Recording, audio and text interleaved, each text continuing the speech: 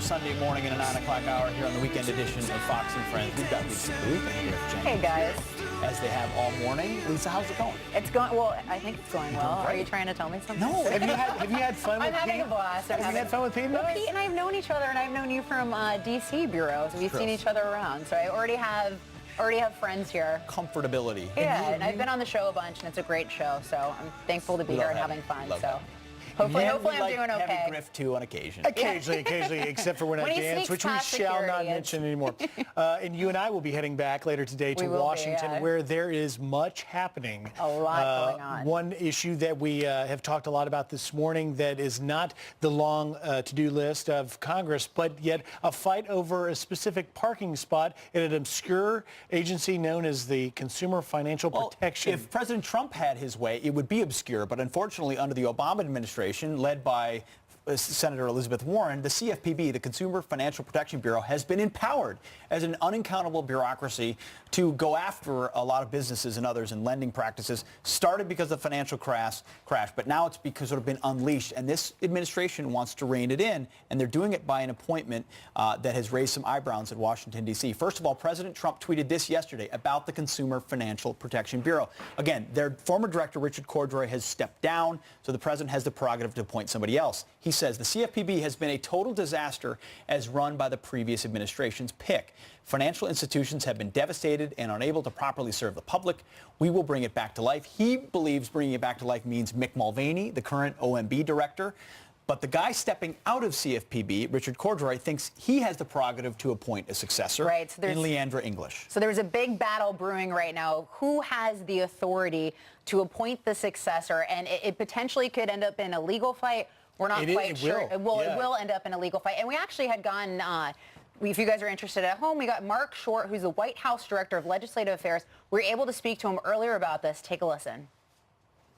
I think that the CFPB was the brainchild of Elizabeth Warren when she was a professor, and it is a disaster as it is. It has no accountability. It was created in a way that it does not even get its appropriations from Congress. So it has unelected bureaucrats running an agency that has done nothing but look to kill jobs in America. Mick Mulvaney will do an outstanding job there as an interim director until the president's able to appoint somebody to come in full time.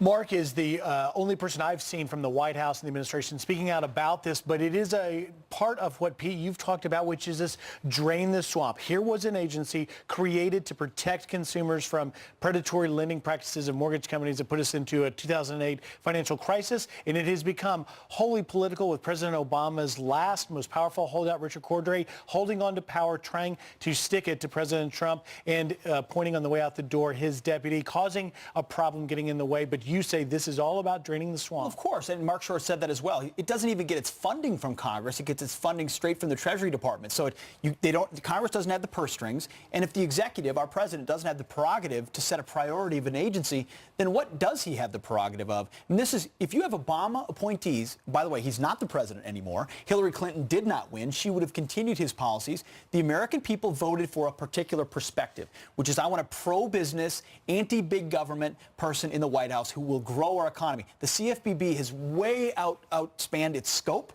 and it's hurting businesses. Mick Mulvaney will bring that back into focus. The question is, will his first day be tomorrow, or will it be after a legal battle when President Trump ultimately wins? And also another person who expressed the same concerns that you just expressed is Mick Mulvaney, who has been tapped to be the interim director of this bureaucracy. When he was on the House Financial Services Committee, he criticized it heavily. So it's kind of interesting that he's now going to be the called it a joke. Guy. He called it a joke. And he also called for its dismantling as well. Listen, there are folks that are running agencies who, in this current government, and rightfully so, who previously believed that agency should not exist. I mean, get rid of the IRS, get rid of this department, get rid of that department. Scott Pruitt at the EPA as well. It represents a very different view of the world, a different view of government. It's what people voted for. We don't want more bureaucrats from the Harvard Kennedy School of Government that think they know better than you. you know who to else? tell you how to live your life. We want to unleash free people to live free, and that's the perspective. To your point, Lisa, you mentioned a possible legal fight.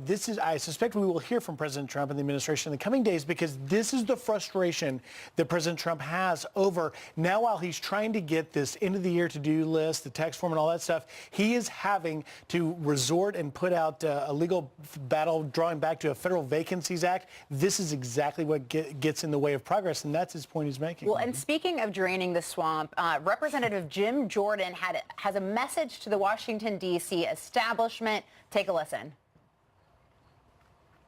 The American people say, we're going to make Donald Trump president of the United States. If that's not sending a message to the establishment in this town, I don't know what will.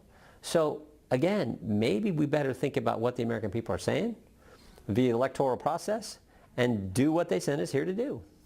And that's the message for Paul Ryan, but that's a message for all of us. Every member of Congress, every member in the Senate, that's the message. Let's just get done what we said. Let's do what we promised the voters we're going to do. Let's do what they sent us here to do. You do that, I think things work out.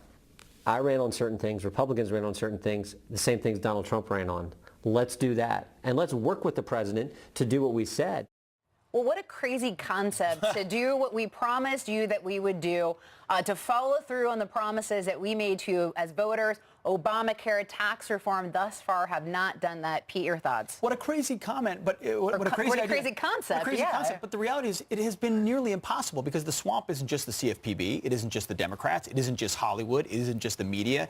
It is establishment Republicans who love to be in the minority, passing bills that'll never get written into law. Namely Mitch McConnell, political that you keep attacking. Well, and I'm not the one. I mean, yes, I happily will, but it's all these conservatives who've been lied to for years. They're sick of campaign conservatives who tell them all these great things. Mitch McConnell famously said, we're going to tear out Obamacare, root and branch. And then when he had a chance to do so, he couldn't get his caucus across the line, even on a skinny bill. Now, I get it. It's tough. But if you can't get your job done, then get another job. That's the idea of grassroots conservatives who feel like they're being lied to by more liberal Republicans, including in the establishment and leadership. So we had Eric Erickson, a conservative voice, on this earlier saying, look, good riddance, goodbye. But, you know, the real test is going to be for Mitch McConnell whether or not he gets tax reform across the finish line. True in a legislative sense. I think ideologically, though, amongst conservatives, the era of Mitch McConnell is over. They're looking for leadership. Let's get viewers' thoughts in this mix. We had asked you earlier, and your responses came in to email from Keith. Keith said, pack your bags, establishment. Your days are numbered. Dems and Republicans alike. You've abused your power way too long. And an email from Ray says, there are a lot of smart people that the American public had voted to run this government. All members of government should work together and quit this grandstanding and voting across party lines. I wish. And Scott says, stop the drama. We voted you in. Do your jobs. We'll vote you out. Keep the emails coming. friends@foxnews.com. That's pretty much straight to the point. Yeah, there's no mincing of words. Get out. Get it together or get out. Yeah, well, and you're going to see that. And look, again. You don't have to go home, but you've got to get out. We've talked. They got a lot to do in a short time to do it in. You can't stay here. Got an awful lot to do, because it's not only tax reform, it's, of course, the budget limiting deadline and immigration as well. There's a lot of stuff, sexual harassment training. The House wants to make every elected moral leader that we've brought to Washington to get their proper training. Yeah. But I digress. We turn now to your headlines. Family and friends gathering to say their final goodbyes to a Texas Border Patrol agent whose cause of death remains a mystery. 36-year-old Rogelio Martinez laid to rest during a private funeral service in El Paso, Texas. The husband and father of 5 succumbing to traumatic injuries after responding to activity along the U.S.-Mexico border. The incident is being investigated as a potential assault. And President Trump is returning to Washington today after spending the holiday in Florida. While down south, an angry driver tried cutting off his motorcade. Not very friendly there. White House media following the trail of vehicles say local police pulled over the erratic red van, the driver making obscene gestures and screaming several expletives. This follows a similar incident last month when a bicyclist flipped off the motorcade in Virginia. And then got fired. And she got fired, yeah. All right, millions of people hitting the roads and flying the skies, returning home from Thanksgiving. Airlines for America saying around 2.3 million people are expected to fly today. I'll be one of them with 3 kids in tow. Experts predicting 28.5 million total Americans took to the skies surrounding the Thanksgiving holiday. And according to AAA, over 45 million Americans chose to road trip this year instead. We're all traveling today. Everyone's going somewhere. And former President George H.W. Bush reaching a huge milestone. He's now the longest living commander-in-chief in U.S. history. The 41st president is 93 years old and 166 days old, surpassing Gerald Ford, who passed away at 93 years old and 165 days old. President Bush and his wife also hold the record for the longest presidential marriage in American history with 72 years. Congratulations. 72. And those are your headlines. And President Trump plans to crash the Senate's party this week to get them to cut or to pass his tax cuts. So what does he need to say to get your money back in your pocket? Matt Schlapp just talked with some key senators. He joins us next if I can talk. And move over, ugly sweaters. There's a new Christmas fashion trend coming, and my family has been rocking them for years. We're trendsetters. Send us your Fam Jam pictures at friends@foxnews.com, and we'll share them.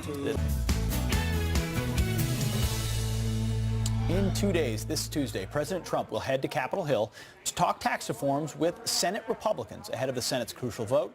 So what does he need to say in order to get it done by Christmas? Matt Schlapp is a former deputy assistant and political director for George W. Bush and the director of the American Conservative Union. He joins us now to weigh in. Matt, I know you've been talking to some senators.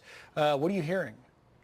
I'm hearing that everyone knows on the Republican side in the Senate that they got to get this done. After the failure on repealing and replacing Obamacare, everyone feels the political pressure to get it done. But Griff, the next question is they also feel some responsibility to get it done right. So behind the scenes, there is a flurry of activity. Well, and getting it done right to that point, Matt, so you've got at least 6 senators expressing concerns from everywhere from the deficit to the individual mandate as well, or Senator Johnson concerns the way that small businesses are being treated. How do Republicans get to 52 or how do they get to 51 in getting this past the finish line?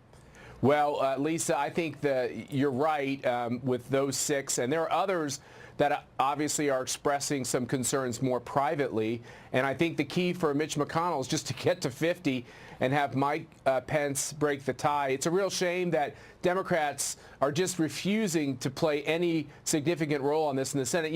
Lisa, what's amazing, if a few of these Democratic senators from red states would actually be involved in this tax bill, they could get so much of what they wanted. But because politics is playing big these days, they're just not doing it. So, Matt, the president has had public feuds with what he called Little Bob Corker, Jeff Flake, John McCain, and others. Is this a personal thing or is this on principle? Well, I've come on your show and talked about, like, for instance, Bob Corker and the personality conflict with President Trump. I have to say that I'm convinced that Bob Corker is working very constructively to try to make the bill better, and I think there's a very good chance that he supports the bill in the end. John McCain obviously is in the fight of his life, and that seems to overshadow previous promises, which I can't really blame him for. So I think he's a definite wild card. Susan Collins is a definite wild card. She has really dissembled on some big questions about Obamacare, and we actually don't even know if she's for tax cuts now. So I think those are 2 of the biggest problems. Matt, what about Senator Ron Johnson? He has been the only confirmed no. He is upset that the pass-through will unfairly favor corporations over small businesses. Where do you think he is at this very moment? Well, first of all, Griff, he's got a really good point, which is under this bill, C-Corps, or you might call them large corporations, get a massive tax cut, which I'm totally for, from 35 to 20%. But pass-throughs in small, which is like 90% of small businesses, don't get as generous a tax cut. So what Ron Johnson is saying, let's take a few more steps to make sure we tax small in the realm of where we tax big, and then you'll get his vote. Ron Johnson wants to be for this bill in the end. I'm convinced he's doing everything constructively to get there, so I think they get him in the end. So Matt, let's talk politics. What are the political implications of failure for Senate Republicans or Republicans at large? I don't know, Lisa, kind of like catastrophic, I guess. It's pretty bad. There's so many changes going on the Republican side, as you all cover every morning. The coalition across the country is changing a lot. If the Senate cannot get this done, I just think the Republican Party doesn't go away as people predict. It just means that there'll be a more upsetting to the order of things and more new voices, which some people really like. I think it's the reason why Republican senators are really trying to get this done. They know their necks are on the line. Go ahead. Mitch McConnell, you may be asking about this. Yeah. Mitch McConnell, privately, publicly is different than privately. Privately, how many senators would vote today for Majority Leader Mitch McConnell? I think you'd be surprised that he's in a much stronger position than you might think, because here's the big issue, and I've heard you guys talk about it this morning on your show. Mitch McConnell is doing the job of trying to make the best of a very diverse conference. If Mitch McConnell goes away, the next person who steps in has exactly the same job. Remember when John Boehner, conservatives were criticizing John Boehner, by the way, for a lot of correct reasons, and then Paul Ryan said he'd step in and do the job? Paul Ryan finds himself in much the same position as John Boehner.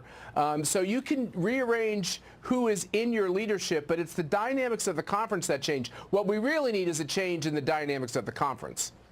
Matt Schlapp, thank you very much for joining us. We will find out. Perhaps Mitch McConnell's future hangs in the balance on tax reform. Only time will tell. Appreciate it, Matt. Thanks, Matt. Thanks, guys. Coming up, they may look like giant gifts on the street, but these massive roadblocks are actually a present for terrorists. We'll explain. And Facebook shutting down this small business ad that's promoting American flags. Why? Because the shop also sells guns. One of the store's manager joins us live next. Welcome back to Fox & Friends Weekend. So quick headlines for you. The U.S. is now condemning Pakistan's release of a wanted terrorist. The White House calling Hafiz Saeed release a step in the wrong direction, saying a refusal to rearrest him would hurt relations with Pakistan. Saeed is believed to have founded the militant group behind the deadly 2008 Mumbai terror attack. And some German Christmas markets getting creative while protecting pedestrians from terrorism. Take a look at these. The city of Bochum maintaining the Christmas spirit while placing massive gift-wrapped barricades to avert potential attacks. This less than a year after 12 people were killed and dozens others injured during a truck attack at a Berlin Christmas market. Griff, over to you. Thanks, Pete. Facebook seems to be silencing a sporting goods shop from boosting its advertising posts because it also sells guns. And the store's October Honor the Flag promotion was approved and then it was rejected. And when an employee asked Facebook what happened, she got this response. Quote, "It's because you have a link to your website on your page which does sell firearms. That's also against our policies, I'm afraid." That employee, Jessica Keffer, is the marketing manager of the Sportsman Shop in Pennsylvania, and she joins us now with more on this. Hi, Jessica. Thank you very much. Thank you for having me. You're operating a Sportsman Shop in Lancaster County, Pennsylvania. Correct. You're doing patriotic things, and now all of a sudden you find yourself being censored by Facebook? Correct. Tell me what happened. Well, we, tried to put a post on our Facebook page, and Facebook allows you to boost that, to turn it into an advertisement. That then goes through an approval process. I got an email saying that the ad had been approved. One day later, it was unapproved. How does that happen? We don't understand how there can be such confusion and questions from Facebook on it being approved one day and not approved the next. And you write back and say why. Yeah, exactly. I asked why and got the email that it was because of the link to our website that exists on our Facebook page. And the importance here is because how much are your sales generated by these digital advertising? How important is that to your bottom line to be able to advertise digitally? Digital advertising is huge. Social media has a marketplace that you really can't touch any other way. And in order for us to reach that marketplace, we need to be able to advertise, and not being able to really just does our business and our industry a huge disservice. How long has this shop been in existence? Since 1954. We're a family-owned operation that's been in business since 1954. So more than 50 years. Is it your sense that you are the latest example of a climate that is anti-Second Amendment, anti-guns right now? Yeah, it seems to be a very strong political and cultural bias on the part of Facebook towards our industry.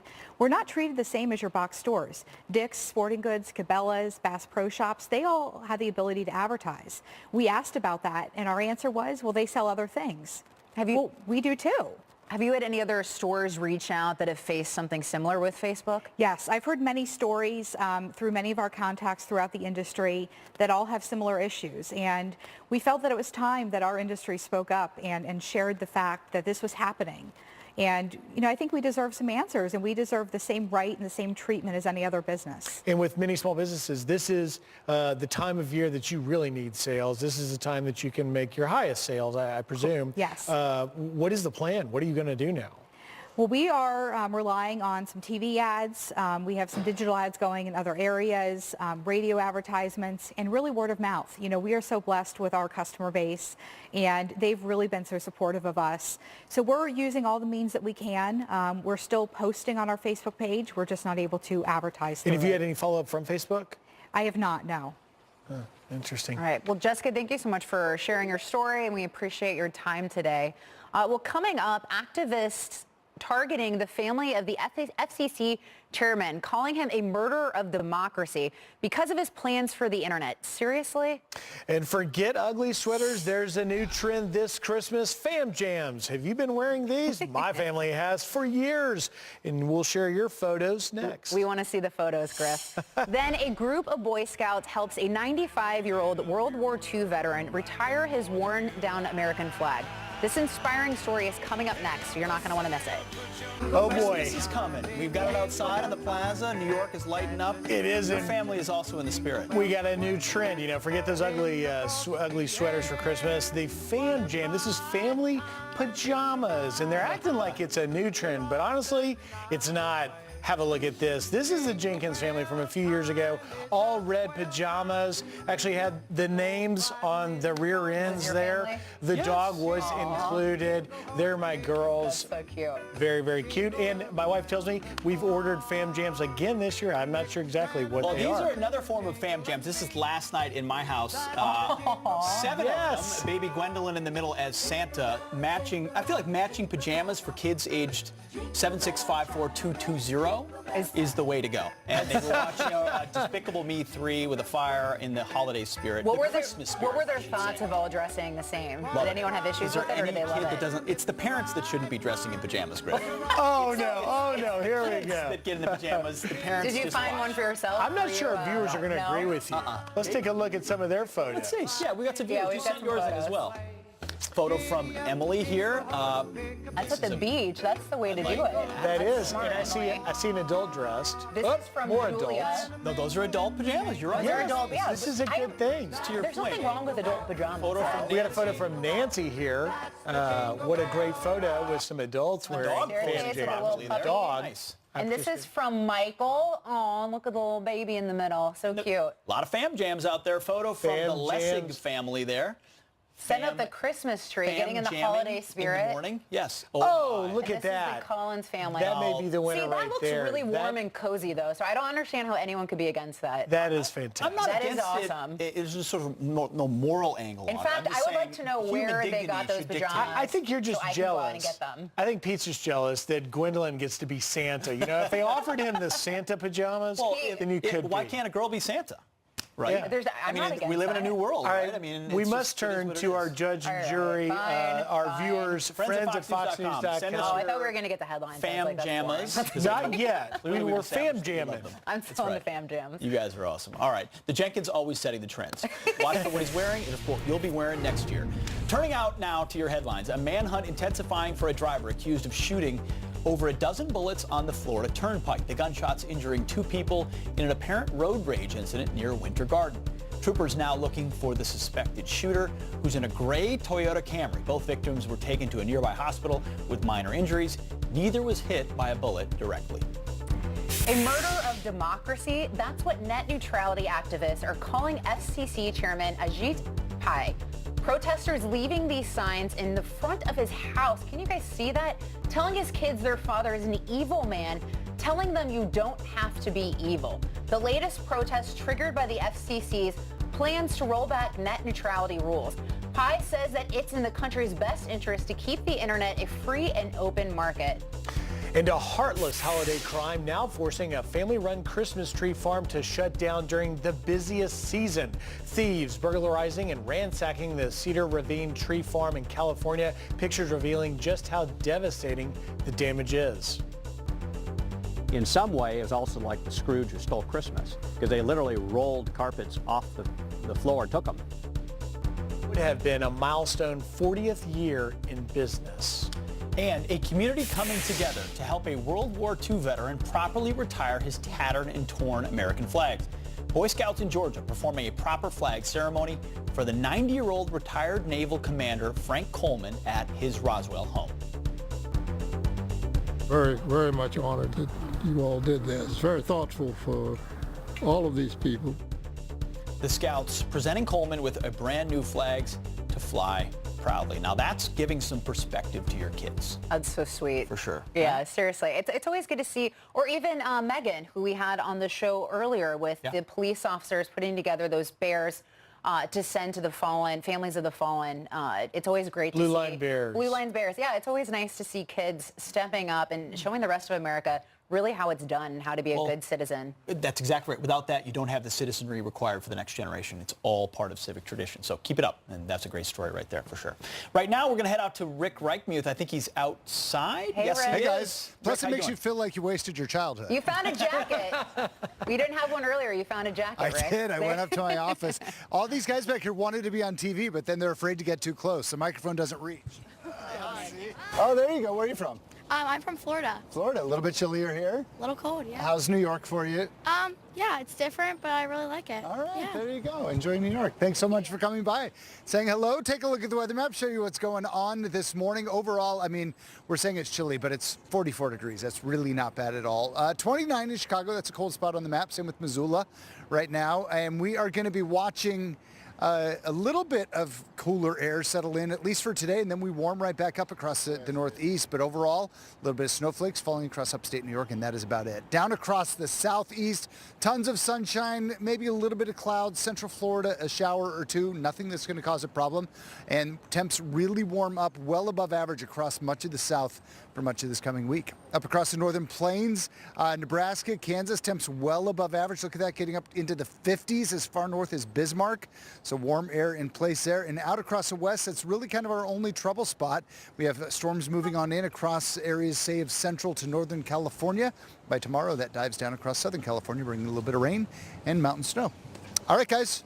Thanks, That's Rick. it. Back to you Thanks, inside. Rick. Good stuff. All right, still ahead. A new op-ed calls President Trump's sanctuary city crackdown a miscarriage of justice. But isn't it just about keeping us safe? Texas Attorney General Ken Paxton here to react next. And the top dog was just named at the National Dog Show. So how can you train your pup to be best in show? We have the tips from an expert and some adoptable dogs coming up. Prepare to be overloaded with cuteness. Loved ones gathering for their final goodbyes to a Texas Border Patrol agent this weekend. 36-year-old Rogelio Martinez died responding to activity along the U.S.-Mexico border. The incident is being investigated as a, quote, potential assault, as the official cause of death remains a mystery. Joining us now with an update is Texas Attorney General Ken Paxton. Attorney General, thank you for joining us. Thank you for having me. I appreciate it. So question to you, what is the latest development on this case and what do viewers need to know? Well, obviously our prayers are with the families. You know, this is a federal investigation right now. Typically the state will come in if we're asked to. At this point, we have not been asked to. I will say this, the fact that the state and the feds have offered a reward tells you a little bit about what we think happened. And so we obviously think there was some type of assault. And hopefully, because we don't have any witnesses, hopefully someone will come forward and give us information about that assault. Attorney General, why the perception then of ambiguity? Why, did he fall? Did they not fall? Why are folks, officials, not willing to come out and say, hey, this is it, we don't know all the details, but it looks like there was an adversary in this incident? Well, it's typical of an investigation when they don't have all the information, especially here where there was no eyewitness. It's very typical for no information to come out until they actually have everything put together. So I'm not surprised, the media speculates, but I'm not surprised that we really don't have any information that's come out.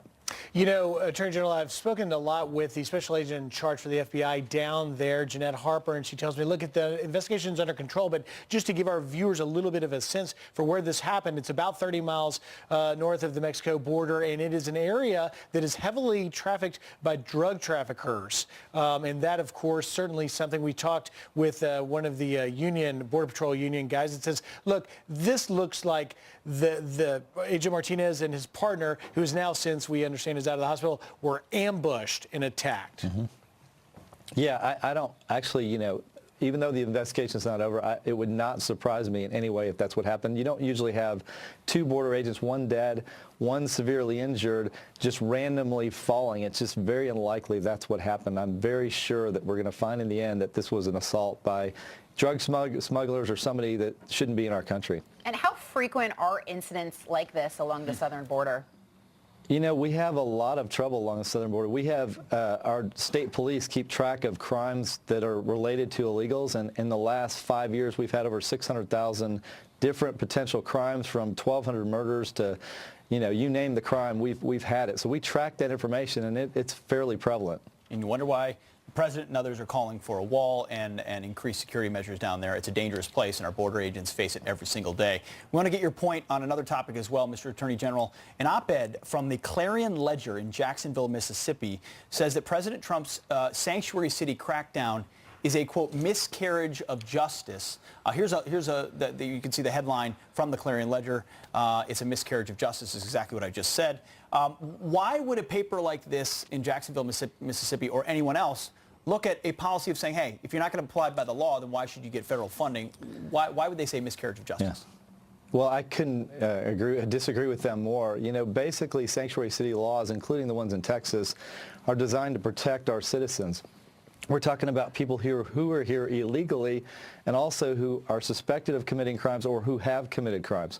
So why we want to protect these people, not exactly sure why, because it certainly doesn't benefit my citizens to make sure that these people are protected. We want them deported when we know for sure that they're illegal and they've suspected of a crime or committed a crime. Ken, why does the left want to give them a special status then? You know, it's one of the most confusing things I've ever seen. I can't find a justification. I haven't been given a justification other than they'll change the narrative to claim that the laws are doing something different than they are. But when you actually ask them about what the law is doing, they can't typically defend it. Ken, as the top law enforcement officer in Texas, are you getting from this administration the tools you need? The 10th Amendment, of course, says that it does not require local law enforcement to carry out federal immigration violations. For instance, if one of these murderers or has an ICE detainer on him, are you getting the tools you need, and are you confident you will get all the tools you need to go after these criminals in your state? Yeah, you know, this president has done more to protect us from illegal immigration and from the crimes that we deal with in Texas than any other president. So not only does he talk about it in the right way, but we're getting resources. We're talking about the wall. We're talking about more border agents. We're giving our border agents and our customs officials the authority to actually do their job. And so I would say more than any other president that I've seen in my lifetime, this president has done that job. So proponents of sanctuary cities say that it allows for illegal immigrants to feel comfortable to step forward and share information. Obviously, you would know about this given your position. What are your thoughts on that, and what would you say to them? So, you know, in our law here in Texas, they specifically exclude people that are witnesses or victims of a crime. In other words, we can't ask about immigration status if they're coming forward. And so this narrative that somehow they're not going to come forward, the law specifically in Texas excludes them. So it's a fake argument. I mean, ultimately, they're building a straw man to knock it down. Every argument that I've heard, from this whole idea that it's a show me your papers bill to this idea that victims are not going to come forward, is a changed narrative. The law actually provides for something very different. It's all about something very simple: safety from illegals who have either committed crimes or suspected of committed crimes. Mr. Attorney General, thank you for your time, and please send our regards to the Martinez family and that other agent. We understand recovering out of the hospital, but certainly a terrible incident happening down there. Thank you, sir. Thank you. Thank you. Appreciate it. All right, coming up, could Colin Kaepernick take his kneeling act to the big screen? It could happen. We'll see. I got nothing else to say. And the top dog, look at that. A Griffin was just named at the National Dog Show. So how can you train your pup to be best in show? We have the tips from an expert and some adoptable dogs. Look at that dog. We need Bella. We need my dog there. Raising the roof.